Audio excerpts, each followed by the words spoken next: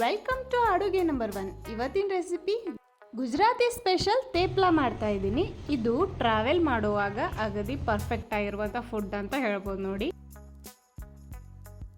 ನೀವೇನಾದರೂ ಹೊರಗಡೆ 1 ವೀಕ್ವರೆಗೂ 4 ದಿನವರೆಗೂ ಏನಾದರೂ ಹೊರಗಡೆ ಹೊಟ್ಟಾಗ ಈ ರೀತಿ ಮಾಡಿಕೊಂಡು ಒಂದು ಪ್ಲಾಸ್ಟಿಕ್ ಡಬ್ಬ ಅಥವಾ ಪ್ಲಾಸ್ಟಿಕ್ ಕವರ್ನಾಗ ಹಾಕ್ಕೊಂಡು ಹೋದ್ರೆ ಜರ್ನಿ ಏನಾರ ಮಾಡುವಾಗ ಹೊಟ್ಟೆ ಹಸಿವಾದಾಗ ಈ ರೀತಿ ತೊಗೊಂಡು ಹೋದ್ರೆ ನಮಗೆ ಹೆಲ್ಪ್ ಆಗುತ್ತೆ. ಇದು ಮಾತ್ರ 4 ದಿನ 5 ದಿನ ಇಟ್ಕೊಂಡು ನಾವು ಹೋಗ್ಬೋದು. ಭಾಳ ಕೆಡೋದೂ ಇಲ್ಲ. ಚಲೋ ಆದ ರೆಸಿಪಿ ಐತಿ, ಹೆಲ್ದಿನೂ ಐತಿ. ಮೆಂತಿ ಒಳಗೆ ಮಾಡಿದ್ದು ಇದು ಹೆಂಗೆ ಮಾಡಿದ್ದೀನಿ ಅಂತ ತೋರಿಸ್ಕೊಡ್ತೀನಿ ರೀ. 2 ಕಪ್ನಷ್ಟು ಗೋಧಿ ಹಿಟ್ಟು ತೊಗೊಂಡಿದ್ದೀನಿ ರೀ. ಮತ್ತು 2 ಟೇಬಲ್ ಸ್ಪೂನಷ್ಟು ಬೇಸನ್ ಹಿಟ್ಟು ಅಂದರೆ ಹಸೆಬೇಳೆ ಹಿಟ್ಟನ್ನು ತೊಗೊಂಡಿದ್ದೀನಿ ರೀ.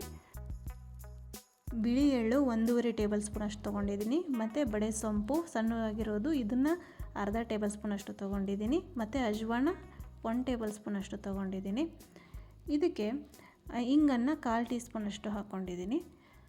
ಆಮೇಲೆ ಶುಂಠಿ ಬೆಳ್ಳುಳ್ಳಿ ಪೇಸ್ಟು 1 ಟೇಬಲ್ ಸ್ಪೂನಷ್ಟು ತೊಗೊಂಡಿದ್ದೀನಿ. ಗಟ್ಟಿ ಮೊಸರು 1.5 ಟೇಬಲ್ ಸ್ಪೂನಷ್ಟು ತೊಗೊಂಡಿದ್ದೀನಿ. ಇದಕ್ಕೆ ರುಚಿಗೆ ಉಪ್ಪನ್ನು ಸೇರಿಸ್ಕೋತೀನಿ.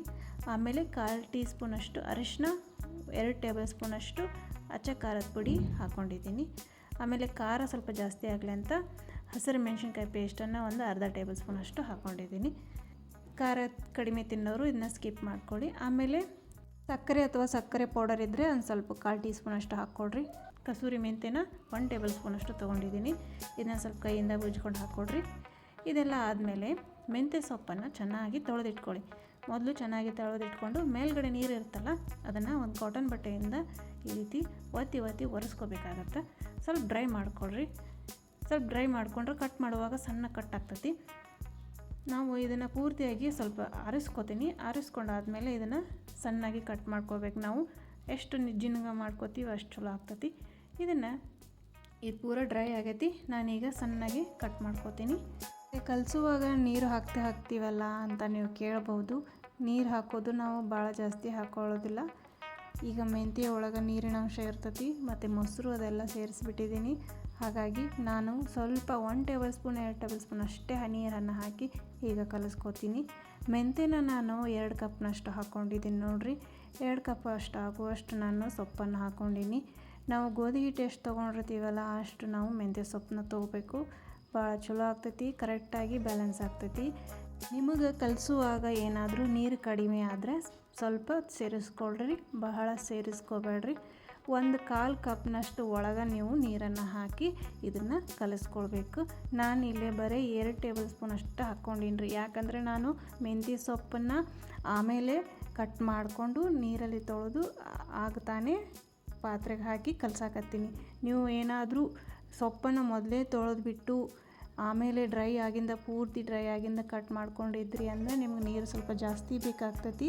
ಆ ಟೈಮ್ನಾಗ ನೀರು ಬೇಕಾದ್ರೆ ಹಾಕ್ಕೊಡ್ರಿ. ಏನಂದರೆ ಇದು ಗಟ್ಟಿಯಾಗಿ ಕನ್ಸಿಸ್ಟೆನ್ಸಿ ಆಗಿರ್ಬೇಕು ನೋಡಿರಿ. ನೀವು ಇದನ್ನೇನಾದರೂ ಮೆತ್ತಗೆ ಆಗದಿ ಚಪಾತಿ ಹಿಟ್ಟು ಥರ ಮಾಡಿದರೆ ಇದು ಭಾಳ ದಿನ ತಾಳ್ಕಿ ಬರುವುದಿಲ್ಲ. ಸ್ವಲ್ಪ ನೀರು ಹಾಕಿ ಮಾಡ್ಬೇಕು ನೋಡಿರಿ. ಏನಂದರೆ ಹಿಟ್ಟು 30 ನಿಮಿಷ ಇದನ್ನು ನೆನೆಯಲ್ಲಿಡ್ಬೇಕ್ರಿ. 30 ನಿಮಿಷ ಆದಮೇಲೆ ಇದನ್ನು ಲಟ್ಟಿಸ್ಕೊಳ್ಬೇಕ್ರಿ. ನೋಡಿರಿ ನಾ ಎಷ್ಟು ಗಾತ್ರದಲ್ಲಿ ತೊಗೊಂಡಿದ್ದೀನಿ ಅಷ್ಟು ಸ್ವಲ್ಪ ಒಂದು ಲಿಂಬೆಹಣ್ಣು ಮೀಡಿಯಮ್ ಸೈಜ್ ಲಿಂಬೆಹಣ್ಣು ಇರುತ್ತಲ್ಲ ಅಷ್ಟು ಗಾತ್ರದಾಗ ಹಿಟ್ಟು ತೊಗೊಂಡಿನಿ. ತೊಗೊಂಡು ಇದನ್ನು ಅಕ್ಕಿ ಹಿಟ್ಟು ಅಥವಾ ಗೋಧಿ ಹಿಟ್ಟನ್ನು ತೊಗೊಂಡು ಹಚ್ಕೊಂಡು ಲಟ್ಟಿಸ್ಕೊಳ್ಬೇಕು. ಅಗದಿ ತೆಳುವಾಗಿ ಲಟ್ಟಿಸ್ಕೋಬೇಕು ನೋಡಿರಿ. ನಮ್ಮ ಕಡೆ ಹಪ್ಪಳ ಮಾಡುವಾಗ ತೆಳ್ಳಗೆ ಲಟ್ಟಿಸ್ಕೋತೀವಿ ನೋಡಿರಿ, ಹಂಗೆ ಇದನ್ನು ಲಟ್ಟಿಸ್ಕೊಳ್ಬೇಕು. ನೋಡಿರ್ಬೋದು ನಾ ತೋರ್ಸಾತೀನಿ ಯಾವ ಸೈಜಲ್ಲಿದೆ ಅಂತ. ನೀವು ಅಕ್ಕಿ ಹಿಟ್ಟು ಅಥವಾ ಗೋಧಿ ಹಿಟ್ಟು ಹಚ್ತಿರಲ್ಲ ಅದನ್ನು ಕೂಡ ಭಾಳ ಹಚ್ಕೋಬೇಡಿ, ಸ್ವಲ್ಪ ಹಚ್ಕೊಳ್ಳಿ. ಈಗ ತವಾ ಕಾಯ್ದಿದೆ, ಈಗ ಚೆಂದಾಗಿ ಬೇಯಿಸ್ಕೊಳ್ಳೋಣ. ಗ್ಯಾಸನ್ನು ಹೈ ಫ್ಲೇಮಲ್ಲಿ ಇಟ್ಕೊಂಡು ನೀವು ಇದನ್ನು ಬೇಯಿಸ್ಕೊಳ್ಬೇಕು.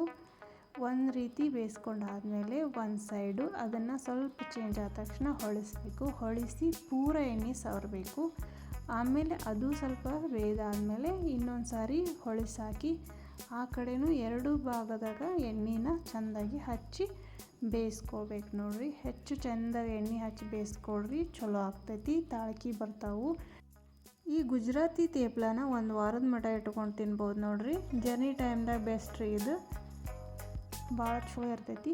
ಇದು ಮಾಡಿಕೊಂಡು ಒಂದು ಜಿಪ್ಲೈನ್ ಪ್ಲಾಸ್ಟಿಕ್ ಕವರ್ ಇರ್ತಾವಲ್ಲ ರೀ, ಅದ್ರಾಗ ಹಾಕಿಡ್ರಿ, ಹವಾ ಹಾಯಲಾರ್ದಂಗೆ ಭಾಳ ಚಲೋ ಇರ್ತಾವೆ. ಇಲ್ಲಾಂದ್ರೆ ಪ್ಲಾಸ್ಟಿಕ್ ಡಬ್ಬಿ ಒಳಗೆ ಸ್ಟೋರ್ ಮಾಡಿ ಇಟ್ಕೊಡ್ರಿ, ಚಲೋ ಬರ್ತಾವೆ. ನೋಡಿರಿ ಎಷ್ಟು ಮಸ್ತಾಗ್ಯಾವು ತೇಪ್ಲ. ಇದು ಗುಜರಾತಿ ಸ್ಪೆಷಲ್ ಅಂತ ಹೇಳ್ತಾರೆ ತೇಪ್ಲ. ಇದ್ರ ಜೊತೆಗೆ ಹಂಚ್ಕೊಳಕ್ಕೆ ಒಂದು ಉಪ್ಪಿನಕಾಯಿ ತೊಗೊಂಡು ಹೋಗ್ಬಿಡ್ರಿ, ಸ್ವೀಟ್ ಉಪ್ಪಿನಕಾಯಿ ಅಥವಾ ಹುಳಿ ಉಪ್ಪಿನಕಾಯಿ, ನಿಮ್ಗೆ ಯಾವ್ದು ಇಷ್ಟ ಆಗುತ್ತೆ ಅಂತ ತೊಗೊಂಡು ಹೋಗ್ರಿ. ಜರ್ನಿ ಟೈಮ್ ಒಂದು ವಾರಗಂಟ್ಲೆ ನೀವೇನಾದ್ರು ಹೊಂಟಿದ್ರೆ ಮಕ್ಕಳಿಗೆ ನಮಗೆ ಭಾಳ ಹೆಲ್ಪ್ ಆಗುತ್ತೆ. ಈ ರೆಸಿಪಿ ಇಷ್ಟ ಆಗಿದ್ರೆ ಲೈಕ್ ಮಾಡಿರಿ, ಶೇರ್ ಮಾಡಿರಿ, ಸಬ್ಸ್ಕ್ರೈಬ್ ಮಾಡಿರಿ. ನೆಕ್ಸ್ಟ್ ವಿಡಿಯೋದಲ್ಲಿ ಸಿಗ್ತೀನಿ. Thank you.